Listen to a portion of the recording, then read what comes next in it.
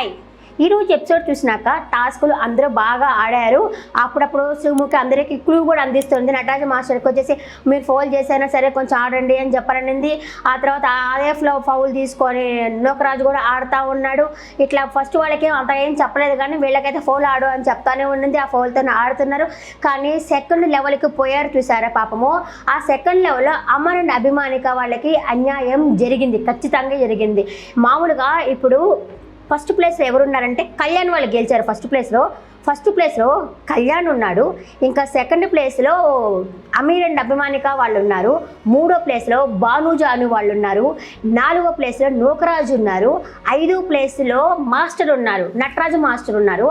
ఇంకా ఆరో ప్లేస్లో సోనియా సిద్ధు వాళ్ళు ఉన్నారు. ఇప్పుడు సెకండ్ ప్లేస్లో ఉన్న వాళ్ళు లాస్ట్కి వచ్చేసారు. టార్గెట్ చేయటం వల్ల టీమే వాళ్ళని టార్గెట్ చేసింది అనిపించింది. లాస్ట్ రౌండ్లో వేరే టాస్క్ పెట్టి ఉండాల్సింది, ఇదేదో ఒక గ్రూప్గా ఒక్కరినే టార్గెట్ చేశారు. నాకైతే అలాగే అనిపించింది. పాపము అమీర్ అండ్ అభిమానిక వాళ్ళకి అన్యాయం చేశారు. ఏదో వైల్డ్ కార్డ్ ద్వారా తీసుకొచ్చారు, 2 రోజులు ఉండిపోతారులే అని అనుకున్నారు. వాళ్ళు టాస్క్ ఆడుతా గెలుస్తూ ఉండేసరికి వాళ్ళని ఎలాగైనా పంపించారా, టాప్ 5కి ఉంచకూడదు అనుకొని వాళ్ళని అయితే మోసం చేశారని చెప్పి అనిపించింది.